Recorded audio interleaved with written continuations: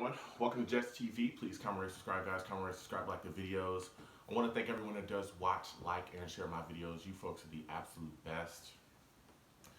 Listen, I'm really frustrated with this football team and what's been going on. The mishandling of this quarterback position has annoyed me as well.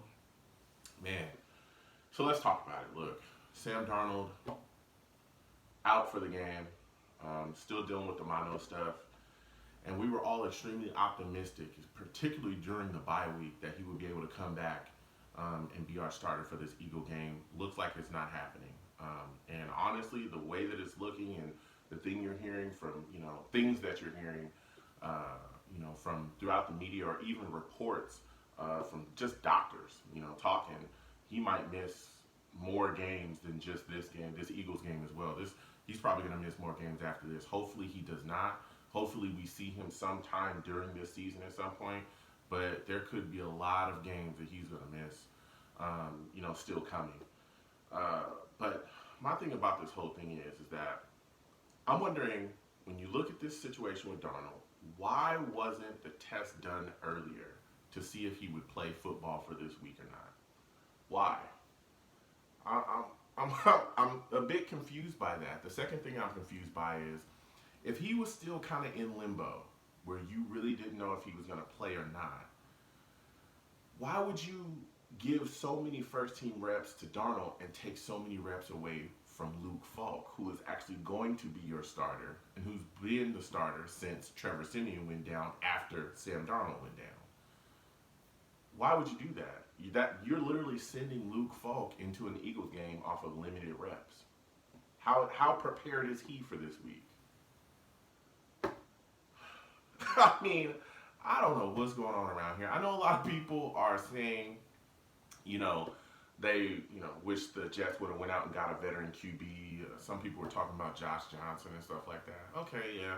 I mean, you got a decent point there. I mean, Josh Johnson is garbage. But honestly, at the end of the day, I don't think that any one of those guys you would have gotten off the street and brought in would be put into a situation to succeed, because Adam Gase is a garbage-ass offensive coordinator. And I don't think those guys would have been prepared correctly to win. If you go back and you look at Trevor Siemian was our backup quarterback. We played him against the Browns. Our offense looked awful under him, the same way it looked awful when Darnold played in the first game. So you get a guy off the street, they're still going to look trash and we're still going to lose. So, like I said, it's a decent point, but not when you got Adam Gase out there. And I'm not taking my foot off the gas with Adam Gase. I'm not doing that, because he still needs to make sure that this team is offensively competent. Because if you come out against the Eagles and you try to run those garbage-ass screen plays on 3rd and long, and you're doing a predictable conservative offense, we'll get our doors blown off. You know what I mean? And that's what I expect. I expect that coming from Adam Gase, because that's what we've seen. That's what we saw in Miami, too. But the thing that really kind of is annoying me the most is the things that Khalil said about our offensive line. And that's why I'm thinking, even if Sam would have played, he would have gotten killed anyway, because he would have been right back on the injury list, because the offensive line would have got him murdered. Our offensive line is atrocious, and they've been atrocious since week 1. They've been playing badly since the beginning of the season, and nothing has been done. Guys have not been benched yet, and you got Khalil coming out telling reporters we're disconnected. We got guys doing things that they just used to do in the past, and they're just trying to make it work right now. They're not even playing within the scheme. What? How is that possible?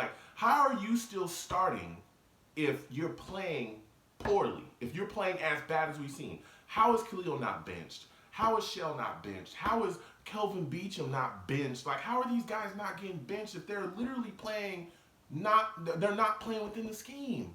Where's Adam Gase at? He's the head coach. He's the offensive coordinator. If guys are not going to play like you need them to play, put their ass on the bench. And I'm frustrated with this team. I tried to make this video about 4 or 5 times, and I just blew up and cursed the entire way. I think I got through this one without going off. So this is one y'all gonna see. You know what I'm saying? So, comment down below. Talk to me about the frustrations that you're having with this team right now. Look, I love the team. And I'm trying to stay positive. You know what I'm saying? Especially with Sam. I love Sam. I think he can be our franchise quarterback. I think he is our franchise quarterback, the one we waited on for so long. But like I said, I'm really looking at the situation. I tried to be optimistic, but I think he's going to miss some time. But man, Sam is not going to fix all the other issues we have on this team. He's really not. And man, things are really starting to spiral out of control here. I'll tell you that right now. And a lot of it is on Adam Gase. A lot of it. So please comment, rate, subscribe, guys. Comment, rate, subscribe, like the videos. I want to thank again everyone that does watch and share my videos. Again, comment down below. Let me know what you folks are thinking. Have a good one. Peace.